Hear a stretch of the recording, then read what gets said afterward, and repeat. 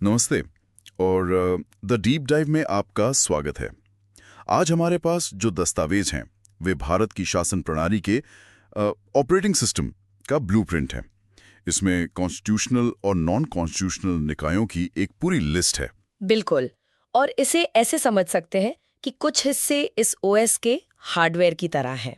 Hardware? हाँ, मतलब जो संविधान में सीधे लिखे हुए हैं और जिन्हें बदलना बहुत मुश्किल है, और कुछ इसके सॉफ्टवेयर की तरह हैं जिन्हें सरकारें जरूरत के हिसाब से बनाती और बदलती रहती हैं। वाह, ये तो बहुत अच्छा तरीका है इसे देखने का।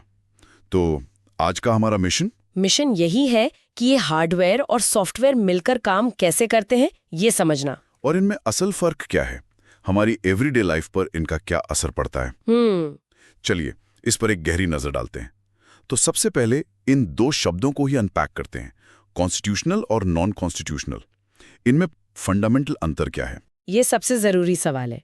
सीधी सी बात है, संवैधानिक निकाय यानी कॉन्स्टिट्यूशनल बॉडीज वो हैं जिनका जिक्र सीधे भारत के संविधान की किताब में है, किसी न किसी आर्टिकल के तहत। हाँ बिल्कुल, उन्हें अपनी पावर और अथॉरिटी सीधे संविधान से मिलती है।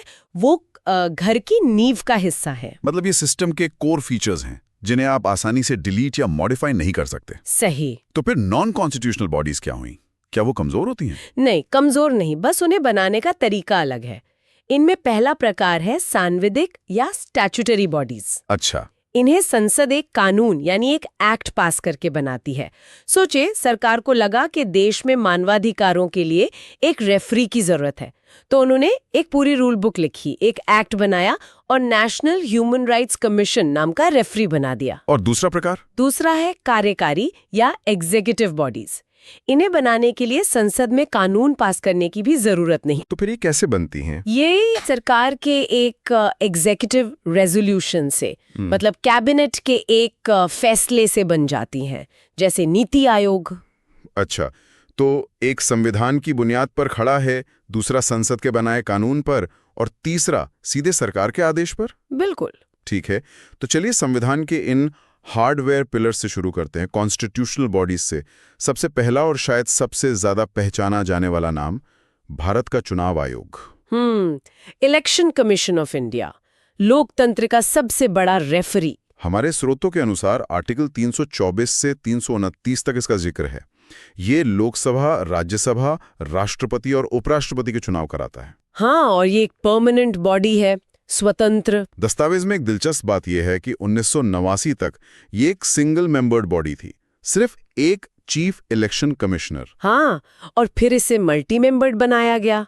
आज इसमें एक चीफ इलेक्शन कमिश्नर और 2 इलेक्शन कमिश्नर्स होते हैं। वर्कलोड बढ़ने के साथ स्ट्रक्चर को भी बदलना पड़ा। और एक और बड़ा बदलाव जिसका जिक्र है वो है 61वां संविधान संशोधन 1988 का। हाँ, इसने मतदान की उम्र 21 से घटाकर 18 कर दी। ये सिर्फ एक नंबर का बदलाव नहीं था, ये तो एक पॉलिटिकल एक्सप्लोजन जैसा था। बिल्कुल, रातों रात करोड़ों युवा वोटर बन गए। इसने पार्टियों को अपनी रणनीति, अपने मुद्दे, सब कुछ बदलने पे मजबूर कर दिया। तो इस इतनी पावरफुल बॉडी की आजादी कैसे सुनिश्चित की जाती है? इसकी स्वतंत्रता सिर्फ कहने के लिए नहीं है, उसके स्ट्रक्चर में ही बनी हुई है। और इसका सबसे बड़ा सबूत है इसका रिमूवल प्रोसेस, हटाने की प्रक्रिया। हाँ, चीफ इलेक्शन कमिश्नर को पद से उसी तरह हटाया जा सकता है जैसे सुप्रीम कोर्ट के जज को। मतलब सरकार अपनी मर्जी से उन्हें हटा नहीं सकती, भले ही चुनाव के नतीजों से वो नाखुश हों। ये एक तरह का फायरवॉल है ना? बिल्कुल सही। और ये जानना भी दिलचस्प है कि भारत के पहले सीईसी सुकुमार सेन थे। उन्होंने आजादी के तुरंत बाद देश में पहले आम चुनाव कराने की विशाल चुनौती को संभाला था। उस समय दुनिया कह रही थी कि भारत लोकतंत्र नहीं चला सकता, और उन्होंने सबको गलत साबित कर दिया। हाँ। तो चुनाव कराने वाली संस्था की स्वतंत्रता तो पक्की हो गई, लेकिन सरकार चलाने वाले अधिकारियों का क्या? उनकी भर्ती की प्रक्रिया, यहीं पर शायद यूपीएससी की भूमिका आती है। आपने बिल्कुल सही पॉइंट पकड़ा। यूनियन पब्लिक सर्विस कमीशन यानी यूपीएससी। हमारे दस्तावेज में इसे मेरिट सिस्टम का प्रहरी या वॉचडॉग ऑफ मेरिट सिस्टम कहा गया है। हाँ, ये सुनिश्चित करता है कि देश की ब्यूरोक्रेसी में भर्ती योग्यता के आधार पर हो, भाई भतीजावाद पर नहीं। इसके बारे में एक यूनिक बात जो स्रोत में दी गई है वो है इसके सदस्यों की क्वालिफिकेशन। लिखा है कि आधे सदस्यों को भारत या किसी राज्य सरकार के अधीन कम से कम 10 साल काम करने का अनुभव होना चाहिए। ये प्रैक्टिकल एडमिनिस्ट्रेटिव एक्सपीरियंस सुनिश्चित करता है। और यहाँ एक सूक्ष्म लेकिन बहुत महत्वपूर्ण डिटेल है जो यूपीएससी और राज्यों के एसपीएससी के बीच के रिश्ते को दिखाती है। SPSC मतलब स्टेट पब्लिक सर्विस कमीशन। जी, एसपीएससी के सदस्यों को उस राज्य के राज्यपाल नियुक्त करते हैं। ठीक है, ये तो सीधा लगता है। लेकिन उन्हें हटा केवल राष्ट्रपति सकते हैं। क्या? एक मिनट, आप कह रही हैं कि SPSC के सदस्य को नियुक्त तो राज्य का राज्यपाल करता है, पर हटा सिर्फ देश का राष्ट्रपति सकता है? एग्जैक्टली। राज्यपाल उन्हें हटा नहीं सकते। ये राज्यों में निष्पक्षता सुनिश्चित करने के लिए एक बहुत मजबूत चेक एंड बैलेंस है। ताकि कोई राज्य सरकार आयोग पर अनुचित दबाव न बना सके। बिल्कुल। ये तो वाकई एक ब्रिलियंट कॉन्स्टिट्यूशनल डिजाइन है। अब बात करते हैं पैसे की। फाइनेंस कमीशन और CAG, देश के वित्तीय स्वास्थ्य के दो सबसे बड़े संरक्षक। वित्त आयोग का जिक्र है आर्टिकल 280 में। हमारे दस्तावेज इसे एक क्वाजी जुडिशियल बॉडी बताते हैं।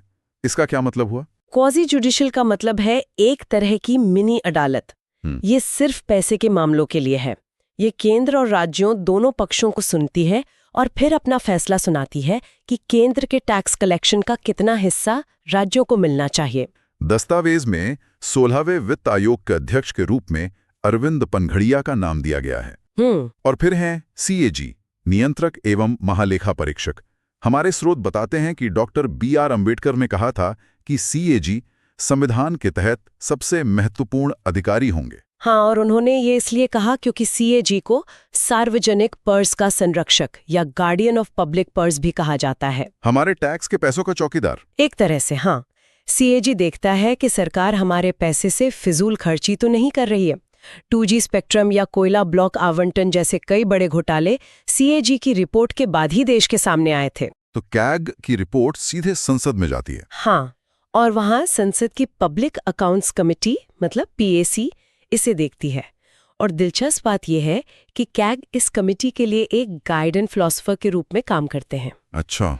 एक और स्पेसिफिक डिटेल जो हमारे दस्तावेज में है वो ये कि CAG राज्य सरकारों के खाते कंपाइल एंड मेंटेन करते हैं, लेकिन केंद्र सरकार के नहीं। इसके अलावा कुछ और संवैधानिक निकाय भी हैं, जैसे national commission for scheduled caste, scheduled tribes और बैकवर्ड क्लासेस। हाँ, आर्टिकल 338, 338A और 338B। यहाँ जो बात मुझे इंटरेस्टिंग लगी वो ये है कि ये बॉडीज स्टैटिक नहीं है, ये इवॉल्व हुई हैं। बिल्कुल। जैसे SC और ST आयोग को 89वें संशोधन 2003 में अलग किया गया था, पहले ये एक ही थे। और सबसे बड़ा उदाहरण है national commission for backward classes NCBC। इसे तो हाल ही में संवैधानिक दर्जा मिला है। जी, 102वें संशोधन 2018 में। इससे पहले ये एक स्टैट्यूटरी बॉडी हुआ करता था। तो एक सांविधिक निकाय को संवैधानिक बना दिया गया। ये हमारे लोकतंत्र की बदलती प्राथमिकताओं के बारे में क्या कहता है? ये कहता है कि हमारा संविधान एक जीवित दस्तावेज है।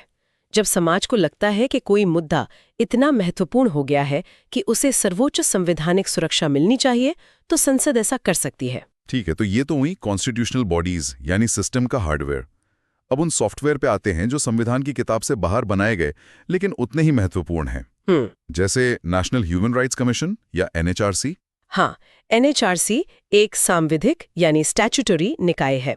इसे 1993 में protection of human rights act के तहत बनाया गया था। मानवाधिकारों का प्रहरी। हाँ, और यहाँ भी SPC वाला चेक एंड बैलेंस सिस्टम है। स्टेट ह्यूमन राइट्स कमीशन के मामले में नियुक्ति राज्यपाल करते हैं, लेकिन सदस्यों को हटा केवल राष्ट्रपति सकते हैं। फिर से वही सिद्धांत, आयोग की स्वतंत्रता को बनाए रखना। बिल्कुल। अब दो ऐसे नाम जो भ्रष्टाचार से जुड़ी हर बड़ी खबर में आते हैं, CVC और CBI, केंद्रीय सतर्कता आयोग और केंद्रीय जांच ब्यूरो। स्रोत बताते हैं कि दोनों की सिफारिश एक ही समिति, संथानम समिति ने की थी, पर आज एक सांविधिक है और दूसरी नहीं। ये एक बहुत ही अहम और विवादास्पद मुद्दा है। CVC जिसका काम सरकारी भ्रष्टाचार पर नजर रखना है, उसे 1964 में एक एग्जीक्यूटिव रेजोल्यूशन से बनाया गया था। मतलब सरकार के एक आदेश से? हाँ, कई सालों तक ये सरकार के अधीन काम करती रही। फिर सुप्रीम कोर्ट के दखल के बाद 2003 में इसे संसद के कानून द्वारा सांविधिक दर्जा दिया गया, जिससे इसकी स्वतंत्रता और शक्तियां बढ़ीं। एक मिनट, लेकिन CBI तो आज भी एक एग्जीक्यूटिव बॉडी है। उसे अपनी पावर्स कहाँ से मिलती हैं और उस पर सरकार का तोता होने के आरोप क्यों लगते रहते हैं? बिल्कुल सही सवाल। CBI की शुरुआत 1963 में गृह मंत्रालय के एक प्रस्ताव से हुई थी। ये आज भी अपनी शक्तियां दिल्ली विशेष पुलिस स्थापना अधिनियम 1946 एक बहुत पुराने कानून से प्राप्त करती है। तो इसकी स्वायत्तता पर हमेशा से सवाल उठते रहे हैं। हाँ, क्योंकि ये सीधे तौर पर एक सांविधिक या संवैधानिक निकाय नहीं है। सुप्रीम कोर्ट ने खुद एक बार इसे केज्ड पैरेट यानी पिंजरे में बंद तोता कहा था। अच्छा, इनके साथ ही 2005 में आरटीआई एक्ट के तहत चीफ इंफॉर्मेशन कमीशन की स्थापना हुई। इसने तो आम आदमी के हाथ में एक बहुत बड़ा हथियार दे दिया। निस्संदेह, इसने आम नागरिक को ये पूछने का अधिकार दिया कि सरकार कैसे काम कर रही है, उनका टैक्स का पैसा कहाँ खर्च हो रहा है। इसने पारदर्शिता के एक नई क्रांति ला दी। और अंत में एक ऐसा निकाय जिसने भारत की प्लानिंग की पूरी फिलॉसफी ही बदल दी, जिसने प्लानिंग कमीशन की जगह ली नीति आयोग। हाँ, 1 जनवरी 2015 को बना ये निकाय एक एग्जीक्यूटिव बॉडी है। और ये योजना आयोग की तरह टॉप डाउन अप्रोच नहीं अपनाता, जहां दिल्ली में बैठकर पूरे देश के लिए योजना बनती थी। नहीं, तो क्या हम ये कह सकते हैं कि जहां योजना आयोग एक कमांडर की तरह था, वहीं नीति आयोग एक कोच की तरह है? ये एक बेहतरीन एनालॉजी है। हाँ, नीति आयोग का काम है सरकार के लिए एक सलाहकार थिंक टैंक के रूप में काम करना। बिल्कुल। और कोऑपरेटिव फेडरलिज्म को बढ़ावा देना। और इसकी गवर्निंग काउंसिल में प्रधानमंत्री के साथ सभी मुख्यमंत्री और उपराज्यपाल शामिल होते हैं, एक टीम की तरह। बिल्कुल। स्रोत में यह भी बताया गया है कि नीति आयोग कुछ बहुत महत्वपूर्ण इंडेक्स भी प्रकाशित करता है, जैसे एसडीजी इंडिया इंडेक्स। इनका मकसद क्या है? इनका मकसद है राज्यों के बीच एक स्वस्थ प्रतिस्पर्धा को बढ़ावा देना। जब रैंकिंग जारी होती है तो हर राज्य दूसरे से बेहतर प्रदर्शन करने की कोशिश करता है। तो आज की इस चर्चा से ये साफ है कि भारत का ऑपरेटिंग सिस्टम एक मल्टी लेयर्ड स्ट्रक्चर है। एक तरफ संविधान का हार्डवेयर है, स्थायी और स्वतंत्र स्तंभ जैसे चुनाव आयोग या सीएजी, जो सिस्टम को स्थिरता और निष्पक्षता देते हैं। और दूसरी तरफ समय और जरूरतों के हिसाब से बनाया गया लचीला सॉफ्टवेयर है, जैसे नीति आयोग या सीवीसी, जो बदलती चुनौतियों का सामना करने के लिए सरकार को जरूरी टूल्स देते हैं। ये सभी मिलकर देश को चलाते हैं, एक जटिल लेकिन आकर्षक प्रणाली। यहाँ एक विचार करने लायक सवाल उठता है। हमने देखा कि कैसे एनसीबीसी एक सांविधिक निकाय से संवैधानिक निकाय बन गया। क्योंकि समाज और राजनीति ने उस मुद्दे को ज्यादा महत्व दिया। बिल्कुल, ये एवोल्यूशन हमारे लोकतंत्र की बदलती प्राथमिकताओं को दिखाता है। मतलब जिन मुद्दों को हम ज्यादा अहमियत देने लगते हैं, उन्हें हम संवैधानिक सुरक्षा का कवच पहना देते हैं। सही। और ये श्रोताओं के लिए एक सवाल छोड़ जाता है, भविष्य में कौन सा वर्तमान नॉन कॉन्स्टिट्यूशनल निकाय एक दिन संविधान का हिस्सा बन सकता है और क्यों? क्या वो सीबीआई हो सकता है, ताकि उसकी स्वतंत्रता पर उठने वाले सवाल हमेशा के लिए खत्म हो जाए? या शायद इंफॉर्मेशन कमीशन, ताकि सूचना का अधिकार एक मौलिक अधिकार की तरह और मजबूत हो सके? ये सोचने वाली बात है। इस पर विचार करना जरूरी है।